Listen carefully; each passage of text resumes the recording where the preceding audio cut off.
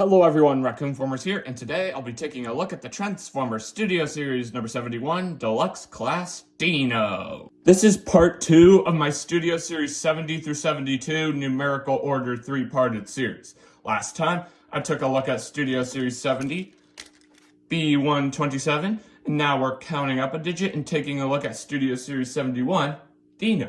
So, without further ado, let's get started by taking a look at his details. He transforms into an awesome-looking sports car, but it's not actually accurate to how Dino appeared in Dark of the Moon. In Dark of the Moon, Dino transformed into a Ferrari, a pretty cool-looking car for people who have a lot of money. But apparently Hasbro couldn't get the license to use a Ferrari in the toy, so they had to improvise and create another vehicle mode for Dino. And to be honest, they did a real good job. I never would have noticed that this wasn't the car that Dino transformed into in Dark of the Moon. Here's a side-by-side comparison of Studio Series Dino and Dino from the movie. See, don't they match? They don't match entirely, but it's definitely close enough. You definitely did a phenomenal job with this, Hasbro. But let's think of a name for this Ferrari since it's not an actual Ferrari. How about a faux Ferrari? Faux as in a fancy word for fake, not a fancy word for enemy. Because people use the word faux to refer to Transformer stuff all the time. You know, faux Transformer parts. And both words start with an F, so it makes perfect sense and has a good ring to it as well. Faux Ferrari, faux Ferrari, faux Ferrari. A bit tongue twisty, but it's definitely a good name. I've just invented a new car, ladies and gentlemen. Buy the faux Ferrari today. I'm just kidding. It's just a nickname for an actual car. I'm not selling it. But let's take a look at this vehicle mode's phenomenal looking details, because I can assure you there's a lot of them. I have a lot to cover. Let's bring them in closer here. Nice looking headlights, real nice looking headlights. Those are the fanciest looking headlights I've ever seen. They look pretty sick. Nice looking grille right up here. Nice looking transparent windows where you can see inside of the car. Side windows, which are also transparent, back windows, a nice looking triple engine right here, backlights, I think this might be a back bumper or grill, I don't know, a little bit of robot kibble, but he rolls pretty well, as you can see, and he has some phenomenal looking wheels too. Those are real good looking wheels. Black tires, silver rims, your average looking tire, or your average looking wheel, I should say. But yeah, it looks awesome. Dino comes with 2 accessories. He comes with his signature arm blades, but I can't show you them right now because the weapon storage for his accessories are actually inside of the vehicle mode, so I can't show you them right now. Let me see if I can show you where they are. If you look under here, you can kind of see them. See those black lines? Those are his accessories, so I can't get to them right now. I'll show you them once I get them to robot mode. How's that sound? But yeah. Now, let's bring in some comparisons. Here he is, next to his partner, Sideswipe. All they need to do is add a Dark of the Moon Bumblebee and a Studio Series Hatchet, and then we'll have the complete set of figures from the highway pursuit scene, which is definitely the most action-packed scene out of pretty much any Transformers scene. It's so action-packed. So it'd be really nice if we had the complete set of figures from that scene so we can recreate that action-packed scene. It would be really phenomenal to be able to do that. So Hasbro, if you're watching, keep that idea in mind. Now, let's bring in 2 out of the 3 dreads that Hasbro has added to the Studio Series line. Let's bring them on in. Here we have Crowbar, and here we have Crankcase. They look really nice together, really nice. All we need is a Studio Series Hatchet, and this will look phenomenal. Well, friends, this pretty much wraps up this figure's robot mode. Let's get down to transformation, shall we? That was a nice 360, Dino. I haven't actually done this transformation in a while, so I might be a little bit rusty, but bear with me. I'll give it my all. First, you can open up the doors like someone is getting into this faux Ferrari. Yeah.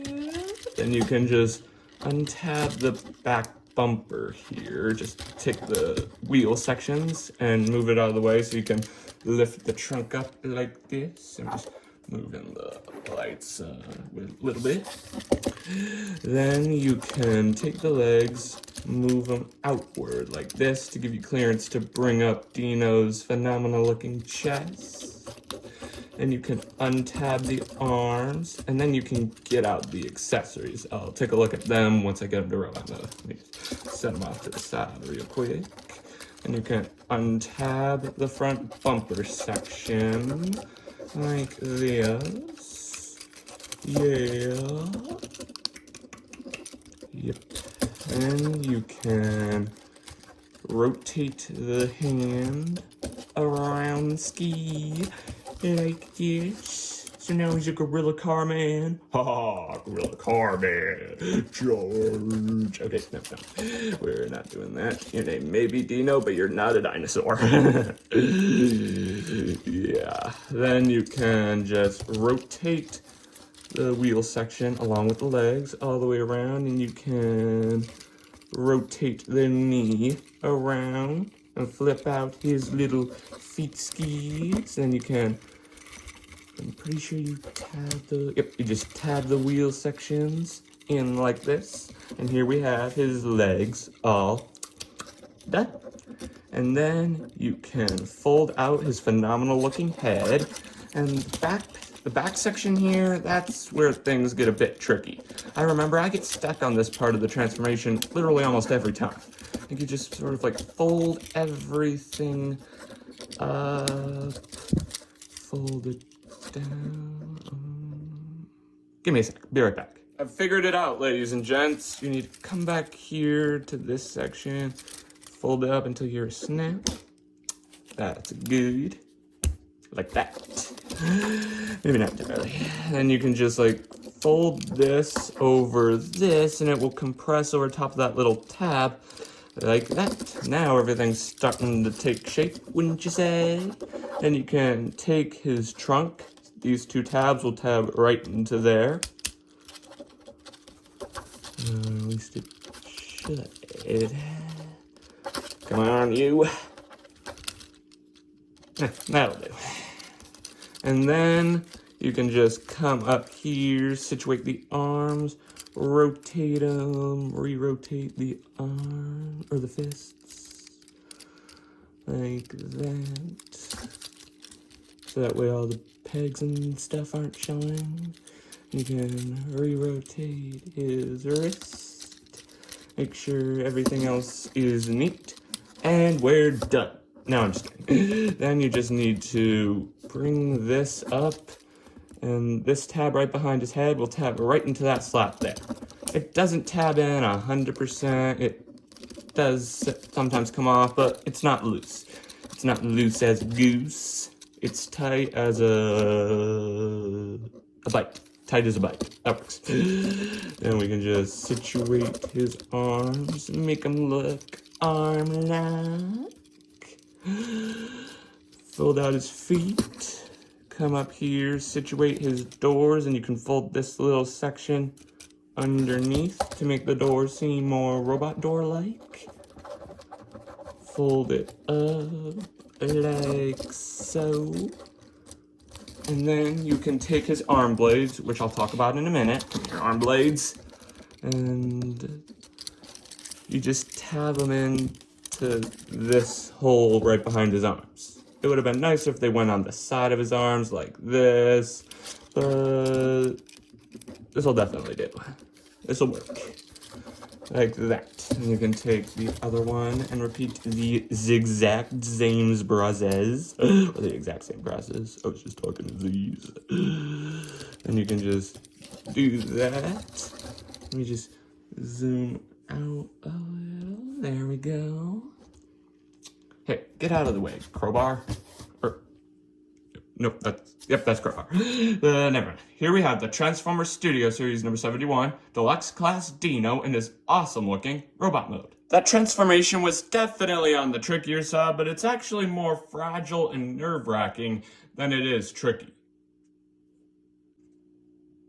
Because it's extremely fragile, especially when dealing with the waist. That waist is extremely fragile. So when you transform this figure, I highly highly recommend being careful with that part of the transformation.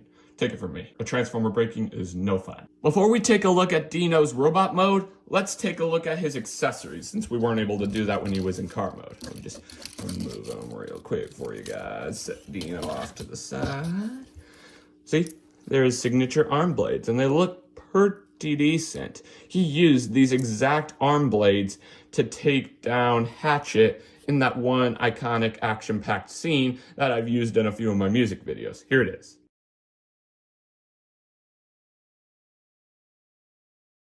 But as you saw in that scene, it looked like there were ropes connected to his arm blades, but there aren't any connected to these arm blades.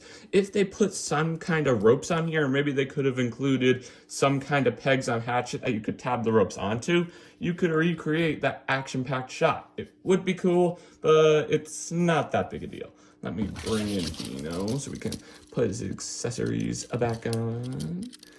There we go. Wait, are you able to make him hold the arm blades?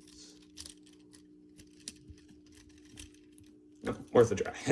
I just wanted to see if you could hold them like blasters or something. Let me just get that back on real quick. There we go. Let me just straighten that up on nice like. There we go. Now, let's take a look at his details. His vehicle mode was quite detailed, but his robot mode, woo-wee, that's definitely on a whole nother level. It's awesome. Let's take a closer look-see. Let's bring him in for a close-up. Look at that head sculpt. It looks exactly like how Dino looked in Dark of the Moon. It looks so accurate. I've never seen a head sculpt this accurate, besides in Studio Series Ironhide and in a few other figures, but this head sculpt is definitely awesome. Silver paint for the mask, I think. Red for the helmet. A little black section right here. I think this might be a collarbone of some kind. Huh. Nice looking chest. I think these are supposed to be faux headlights. But if they're supposed to be faux headlights, they should have hid his actual headlights right here. But who knows what they're supposed to be. Nice looking door fins, which act as wings. Door wings, how about we call them that? But yeah, nice looking legs with nice looking feet. Those kind of look like Unicron horns. Don't they kind of look like Unicron's horns? Huh. Nice looking black toe tips right here. And unlike B127, this figure's backside isn't too bulky, which I find really, really nice. It's an amazing robot mode. Amazing. His articulation is pretty decent. Let's take a look-see. Legs can kick back this much and forward this much, and can kick out this much and in this much. And there's a bend at the knee, and there's leg rotation, which is mainly for the transformation. The whole leg doesn't rotate, just this portion. Arms can go out this much and in this much, and there's a bend at the elbow like so, and there's also arm rotation 180 degrees for transformation, and the arms can rotate but not all the way around due to the door fins. His head is not all that articulated, unfortunately. It can go down this much and up this much, and there's no rotation due to the collarbone. And waist articulation, is there waist articulation? No, no waist articulation, unfortunately. Hands can also rotate due to transformation. And the door fins can also rotate. Actually, no, they can't rotate. Oh, that. But they can go in and out like this, so it's like he's flapping his wings. Yeah. Oh, wait. They don't rotate, but they can rotate this way. Huh. Who knew? Alrighty, people. Let's get started with some comparisons. I'm basically going to do the exact same comparisons that I did for Dino when he was in car mode. I'm going to compare him with Sideswipe and the two dreads, Crowbar and Crankcase. But I'm just going to display him with all those other figures together instead of separately.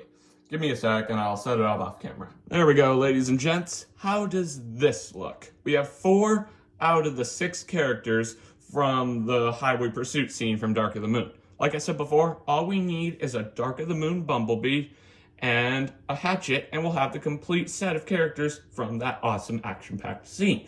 And that will be a bazillion times better of a comparison than this. If Studio Series ever makes those figures, I'll be sure to pick them up, and I'll do another full-scale comparison like this. Well, friends, this pretty much wraps up this figure's robot mode. Let's get down to transformation, shall we?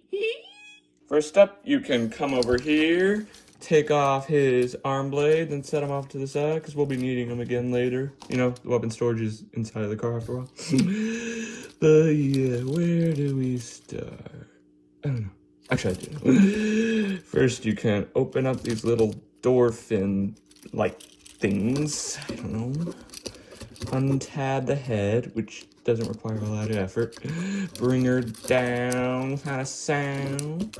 And you can unfold all of this once again. Untab the trunk first, though, of course. And you can bring this up and shift the arms down a little to be able to rotate it. Now we're starting to see some car. We still have a little bit of work ahead of us. However, first you can take these little leg bits, pull them up. Come on, come on, come on. Like this. And that will give us some clearance to do a little bit of works with the legs. And you can just fold up the feet and rotate the knee, which will line everything up, hopefully. Like this, I think.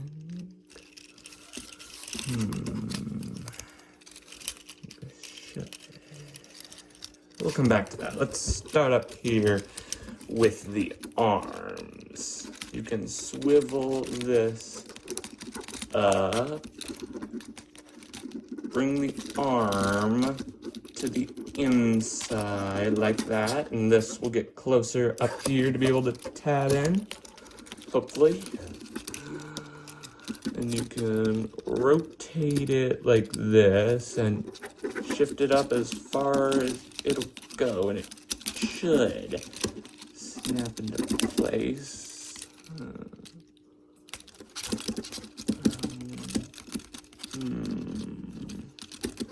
BRB. There we go, ladies and gents. The arm has been tabbed in. But before we deal with the other arm, let's bring in the accessories, because it's weapon storage time. I'm just bringing the lights a bit more, like that. And then you can just tab this in to those little tabs right underneath there, and try to make the weapons parallel to each other, but have them be on an angle. If you're a math genius, you should know about that. Come here, you.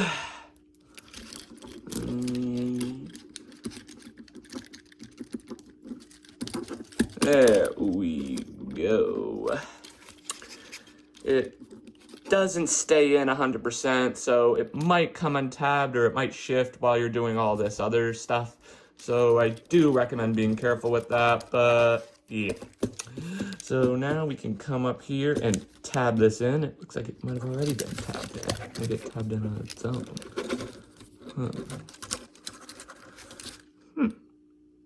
Who knew? Now we can repeat the exact same process on the opposing side. Rotate it around, shift the arm underneath, tab this in, and you can also line the wheel well up with this door fin section here. Then you can come down here, rotate the arm to make it look exactly like this one. Yep, like that. And you can rotate the fist inward like this. And you can shift this in. Let's see if I can get it tabbed in this time. That was easy. Never sure what it's saying, but no. And then what you can do here is there's a peg here and a slot here, peg here, slot here. I think you see where I'm going with this.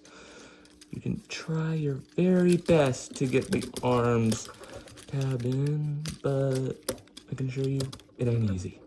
BRB. There we go, ladies and gentlemen. When you get the arms tabbed in, you should have something that looks on the lines of this.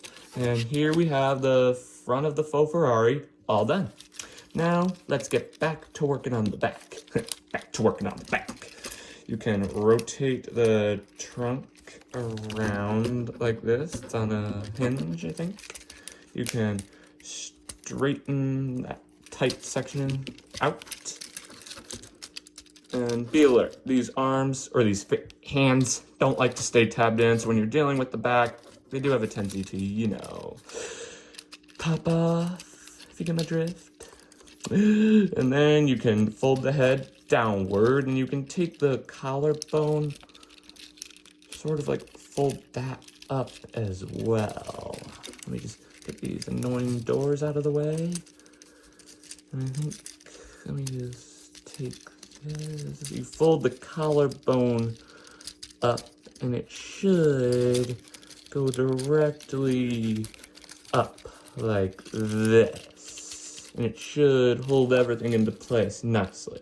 And it kind of holds the accessories into place as well. And then you can bring the legs up like this, and you can see that everything's kind of starting to, you know, take shape. You can, let's see, I think it's not 100% ready yet. Let me see, give me a sec. The arms came untabbed. That's what was making it so difficult. Whoopsie daisy. But now I think everything's kind of going into place a teensy bit easier. Then you can tab the trunk into place. See those tabs on either side? There's a little tab right in there. Should slot in nice like, hopefully. Like that. There's one. And come on, you. There we go. Wait, no, this side, come on. There we go, there we go. Now everything's starting to look nice. Yeah, it seems to roll very nicely on the ground, even though the doors aren't closed yet. So yeah, the final step is exactly what you'd think. The final step is what you would expect it to be. Sorry, I can't talk today. But yeah, you can just tab the door in. Let me show you. There are a few tabs that you need to deal with here. There's a little latch that will latch in there. There's this that will latch right up into here. And there's this little tab that will tab into that like transparent like tab right up there. And you can just line everything up and voila, there we go. Second verse, just like the first. Sorry, man, or sorry, people. Sorry, we're in trouble talking today. Then you can just tab everything in, just like the first. Are we done? Yes, we're done. We're done. We're done. And here we have the Transformers Studio Series number 71, Deluxe Class Dino in his awesome looking faux Ferrari alt mode. That transformation is definitely on the trickier side, and it's definitely one of my top 10 most trickiest transformations. And the most nerve-wracking too, and it's extremely fragile. I highly recommend, I repeat, highly recommend being careful when transforming this figure, because it's too cool of a transformer to break. And I can assure you, take it from me, a transformer breaking is not fun, without a doubt. And the weapon storage is a bit confusing as well. It's seamless, I guess, though weapons aren't showing, which is definitely nice, unlike some others, but it's just a bit harder to get to, and it was a bit harder for me to take a look at the accessories because I had to wait until I was in robot mode instead of doing it when he was in vehicle mode. But it's alright, and it's definitely seamless, and that's a plus in my book. And one thing I never noticed is his Unicron-like horn things that are on his toes stick out from either side. I'm wondering if that's supposed to be that little ramp that some cars have for little kids to step up on. Don't ask me why a small car like this would need it. That's usually for cars like Toyota 4Runners that are high off the ground, but it's a nice homage to how cars are in real life. Well, friends, this pretty much wraps up this video review. Thanks for tuning in. Remember to click that big red subscribe button and hit that notification bell so you never miss out on a future video. And join me back here next time where I'll be taking a look at the Transformers Studio Series number 72, Voyager Class Bumblebee Movie Starscream. So, I'll see you back here next time for that. Peace.